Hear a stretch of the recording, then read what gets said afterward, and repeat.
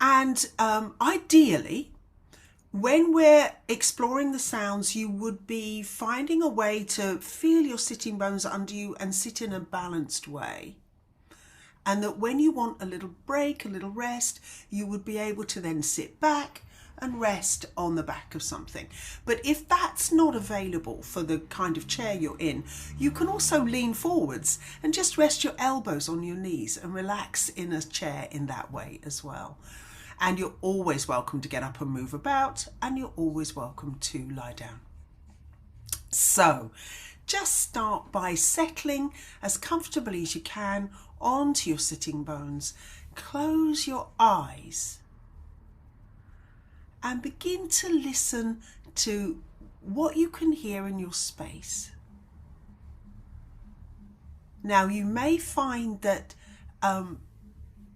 I'm near a window that's out into the outside world, so I can hear cars and people going by and music. You may have something like that. You may have something going on inside your home that you can hear. You may be hearing a partner or a friend or a child or an animal padding about. They may be doing something audible, like listening to a radio in a different room.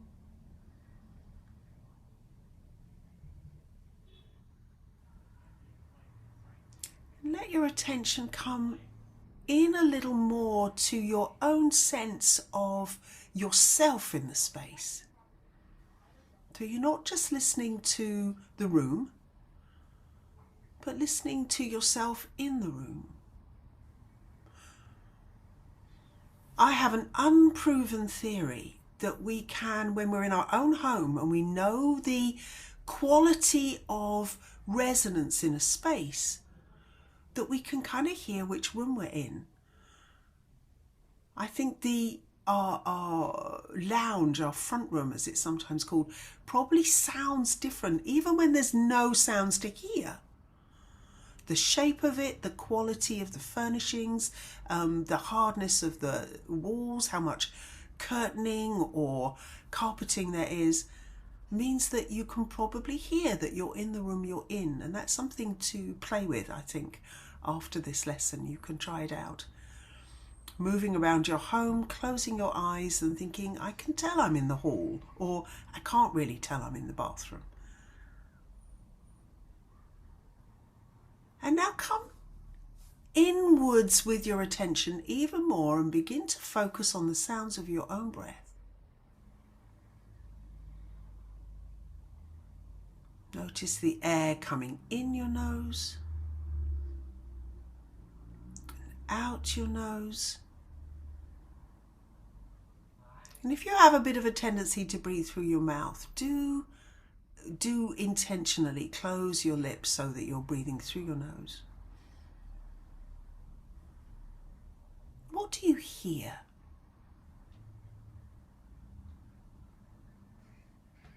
We are a community of musical performers, and musical performers specialize in producing high quality tone. Tone has melody, tone has a note, tone has a musicality. What you can hear when you're listening to your breath is more like noise. You're hearing a kind of quality of sound that doesn't have a note, doesn't have a melody, has a quality. And that quality is known as noise. Now, noise is a word we've also started to use for loudness, or something that's intrusive, or it's a bit noisy in here. But noise in itself, you will recognize if you think of the term white noise, you know that it's a kind of general, unspecified tonal quality. Actually, you could reproduce by just hissing. So try that out. Just hiss to yourself for a moment. Just hiss. And hiss in a very gentle way, like the sound of air escaping from a balloon rather than the sound of an angry snake. Not the sound of an animal warning, but just air escaping from something.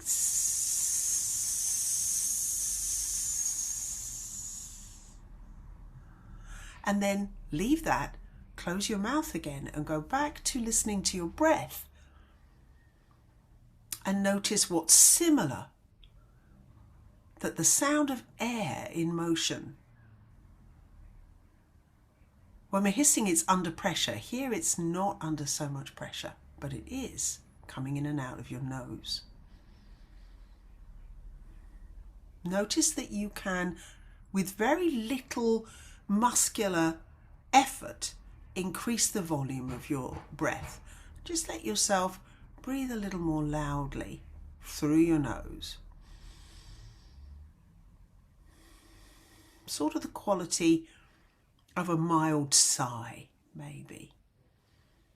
Expressing slight irritation. I will let those of you who have just arrived know that sitting is ideal for this, so you get 360 degree quality of sound, and that I have turned off what would normally block out my background noise, and my housemate has just started making banging noise in the kitchen that I hope you're not hearing. So, but that's the kind of sound we were listening for, the qualities of sound around us. So I'm going to be encouraging you to put your fingers in your ears for some of this lesson, and I'm well aware that for some of you that may mean that you miss an instruction. So if you want to have your fingers in your ears, but occasionally open your eyes to make sure that you know exactly what's going on, I will do my best to project a bit so you can hear even with your fingers in your ears. But when you're ready, try that now for a few breaths. Put your fingers inside your ears and hear the quality of the sound of your breath now.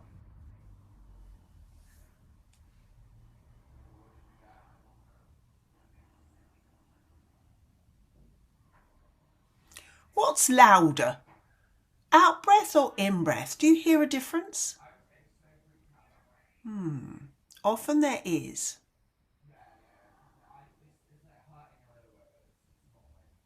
So just tune in for a while. Let your fingers relax in your ears and see if you hear anything else.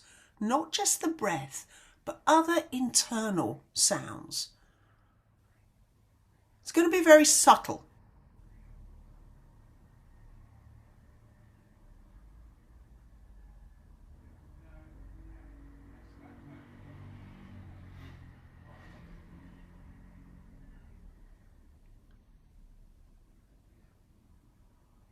And then it's not just the sound internally that you might perceive. You may feel a vibratory quality. You may feel as if there's a little bit of vibration in the way your fingers connect to your ears, and that what you can hear may be more like a vibratory quality than an actual sound. You may hear something that seems like the rushing of blood through your system. Very subtle, and it's not information in the way that the sounds coming from outside of you are information. You wouldn't normally listen to your breathing. Even if you were breathing in a different way from normal, you'd probably still more concentrate on how it feels rather than how it sounds. So take a little rest from that, let your hands come back, rest in your lap, and just listen to the room again. And then switch off the listening and pay attention to something else. I'm going to suggest that something really global that you can rest your attention on is your skin. So just notice the skin of your face and where you can feel your clothes touching. And this is to reproduce this very important Feldenkrais process.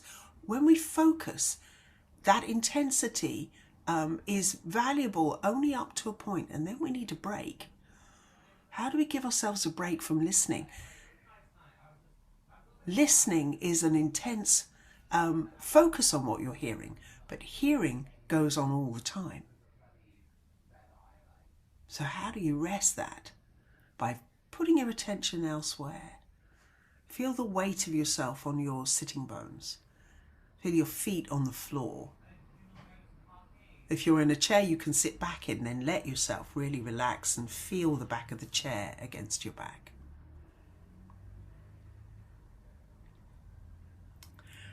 And then when you're ready, come back to focusing on the sound of your breath. Start with both fingers in your ears. Don't put them in yet. I've got a bit more instruction to give you, just in case it's hard to hear what I'm telling you. Once you've got your fingers in your ears, listen out for whichever ear sounds like it might be a little louder, a little more tuned in. See if you have a sense of having a preferred ear. You may also feel there's more space in one nostril and you can hear more airflow through the nostril. Maybe the same nostril, maybe a different nostril. Listen out for that. And then whichever ear feels like it's perhaps a little louder, remove your finger. So you've just got the finger in one ear and have a listen to the difference in quality of the room on that side and your finger in the ear on the other side. Do that for a couple of breaths and then swap.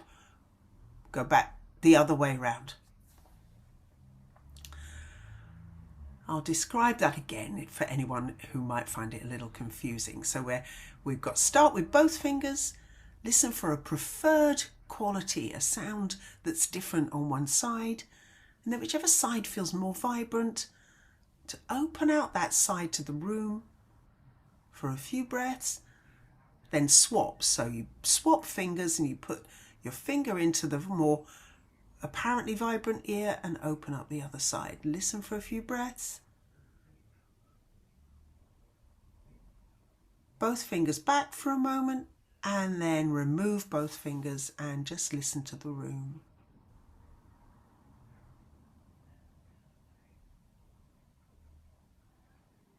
Can you tell how far the wall behind you is from you?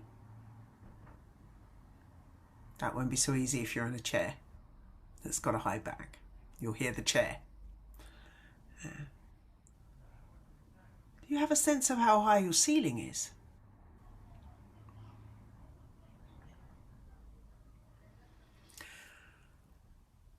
And now, without particularly focusing on your breath yet, just listen to what happens to the sound that you can hear in your ears when you cup your hands over your ears. So this is going to be a little like that, putting a seashell to the ear, where you're blocking off the sound, but in a much gentler way and with a cone. Listen to the sound you're cupping around your ears.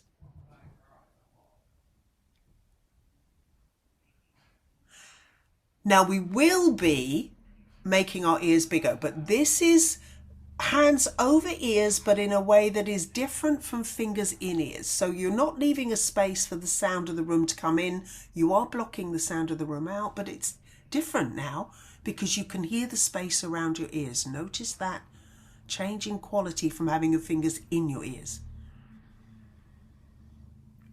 Always in Feldenkrais, if you want to, you can swap back and forth. You can go back to having your fingers in your ears for a moment and then go to the cupping and see if you hear some of that sound that is, you know, when it's a seashell, people talk about it as hearing the sea. Can you hear the space around your ear inside your cupped hand?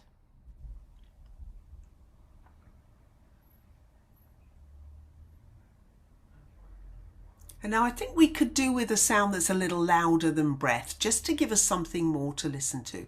So very gently hum, and hum with, let's just start with the lips hum, which is the M sound. So if you're, notice you can feel your lips vibrating. Cup your ears. Have a little listen to the humming sound, and then very gently starting with what seemed like your preferred ear if you had one. Otherwise, just choose randomly as you wish.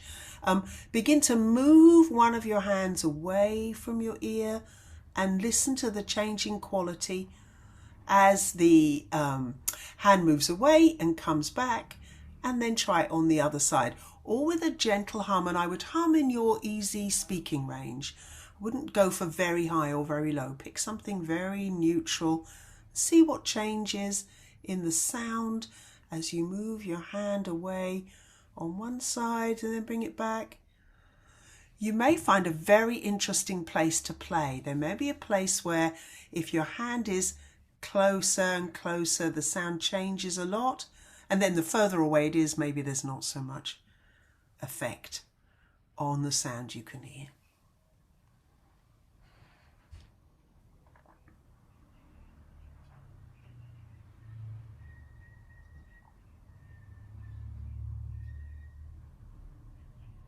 When you're ready, have a little rest.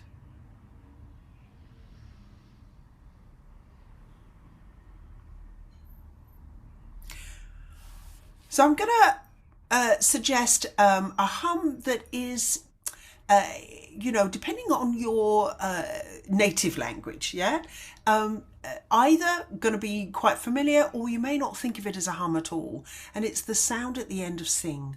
Now, when you teach singing, you notice how much of our language is, described and defined by the sounds that are associated. So it doesn't surprise me that sing has this nice quality that you can play with, that has a sort of almost like a bell again, ring, sing, ding, ling. Very nice sound, but it's the back of the tongue is touching the back of your palate. So just to yourself, say or sing, sing, sing. In fact, I say, but as soon as you sustain a sound, it starts to be more like singing. So if you just say sing and stop, you just get the quality of the hum at the end very briefly. But if you sing, you will find there's a note. The tone will emerge. So find a comfortable NG hum.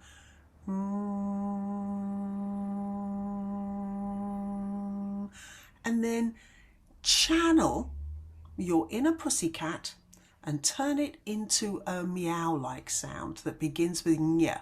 So meow, and make it nice and long. So, when a Siamese cat is cross with you, it'll go meow, meow, meow. That's nice and short. If you want it nice and meow.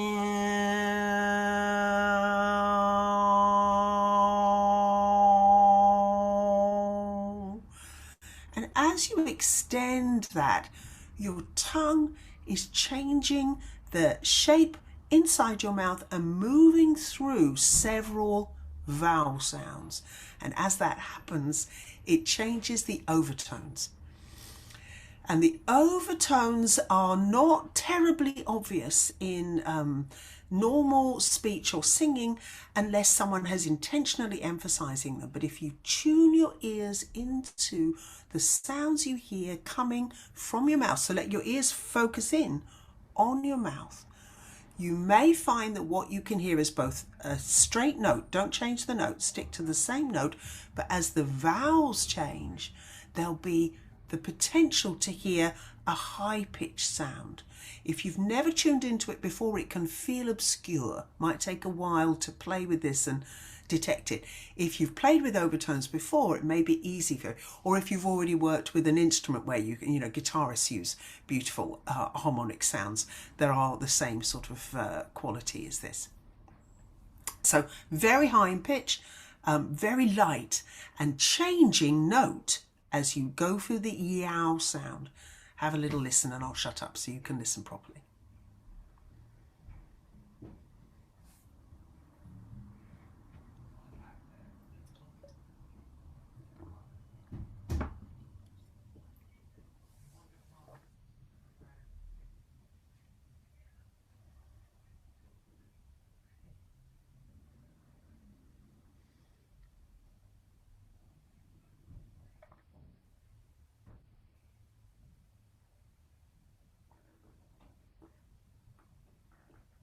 Very nice, folks. Have a little break.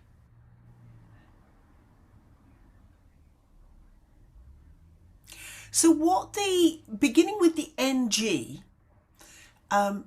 takes you into a slightly nasalized vocal quality, and that slightly enhances these overtones. And that's why it's such good fun to play with cat-like noises, because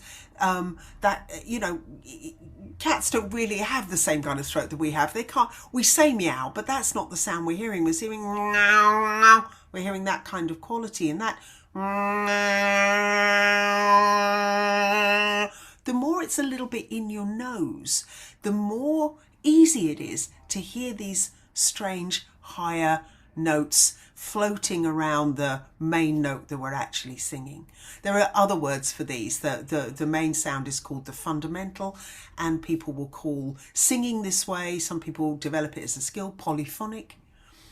Overtones is how people talk about it if they're perhaps learning to chant, and harmonics are how people talk about it when they're talking about instruments as well as human voices. So it's all referring to the same thing, that the sounds we're hearing are actually a collection of different frequencies that we're perceiving as one thing.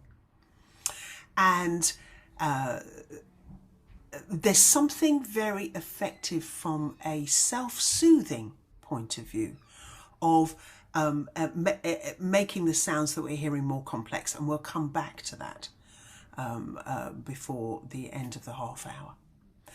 But for now, just begin to make your nice slow meow.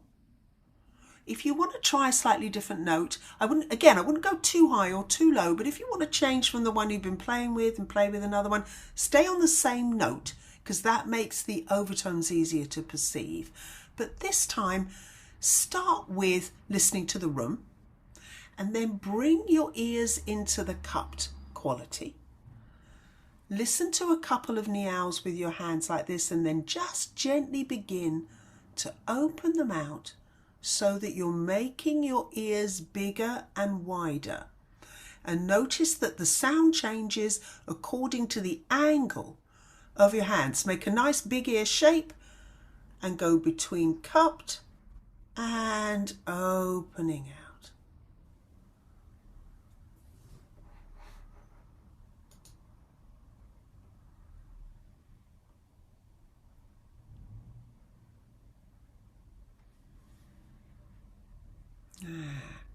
So compare the quality. I was so delighted when I discovered this. If you find yourself in a space where there's a lot of background noise and you're trying to hear someone speaking to you, you can just make your ears bigger and aim them at the sound you want to hear. And it really helps. So have nice big ears, and then notice the change notice the brightness when you bring the space in front of your ears close to your mouth.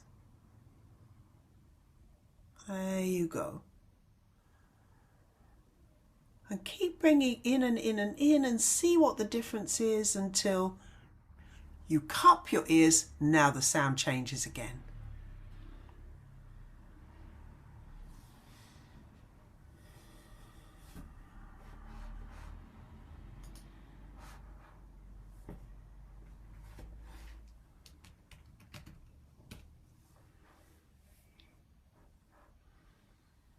That's nice, that's nice. Rest your arms whenever you want to. Let yourself listen to the room, spread out into the space.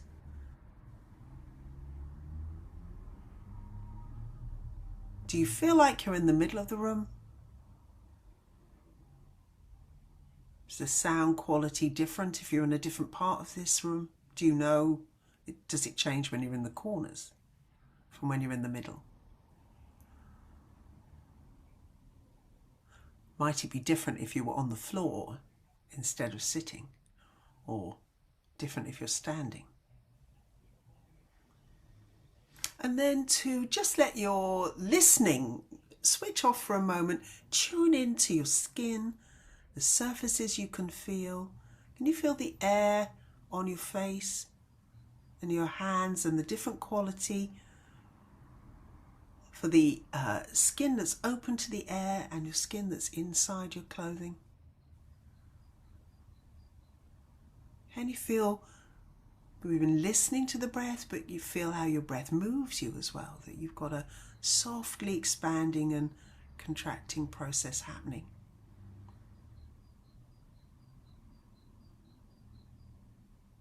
And that can help you. You never stop hearing, but you can stop paying attention to what you're hearing.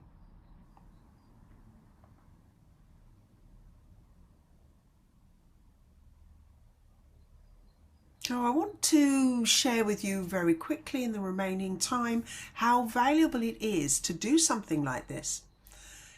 If you're humming, even for only 5 minutes, breathing in through your nose and then humming the sound out, you will be harmonizing and soothing your vagal nerve system.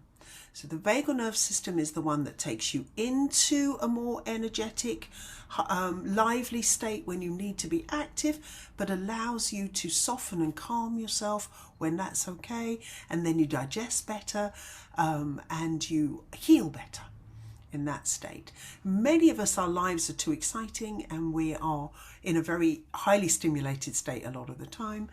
Simply humming, breathing through your nose and humming, quietens your system because of the listening. You need to use the listening. You need to make the sound and find it interesting. So playing with these sorts of qualities gives you something to do that if you just do it for a few minutes will be very self-calming. And then if it's actual humming, I'm sure it isn't just humming that works, but humming is the one that's been tested. If you hum the sound out for 5 minutes only, you increase the amount of nitric oxide your system is producing 15 to 20 times. And nitric oxide is a vital element of our immune system. So this is fundamentally healing as well as calming, and as well as a great way to begin to increase the complexity of what your ears are taking in. So with our last couple of minutes, I want to give you a really complex couple of sounds to play with. If you make a shush sound, shh, that's like the noise we were talking about before. If you put your voice into it, it becomes a sound that I think it's the sound we make when we're pretending to be a vacuum cleaner, yeah? It's the sound in the middle of words like leisure and treasure and pleasure. And that sound has both tone from the note and noise. So it's nice and complex for your ears. So just have a little play with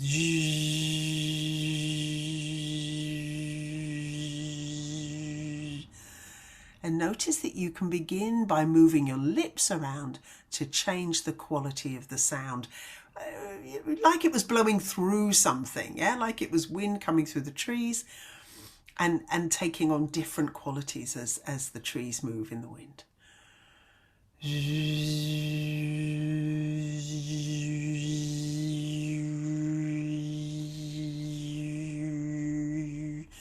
can't move your tongue so easily, so you can't get the overtones in quite the same way, but you can get a whistle between your lips that you can play with.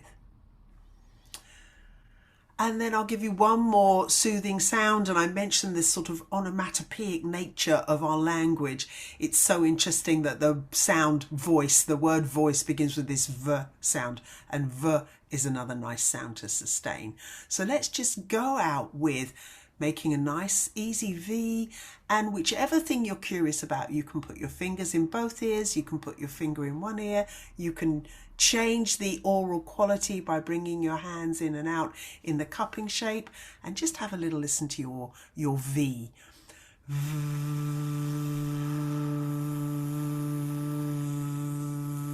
Feel the buzz moving through your skull. My theory is that that's why the nitric oxide increases, is because of the vibratory nature of these sounds. And if you want to, you can swoop a little up and down like a siren.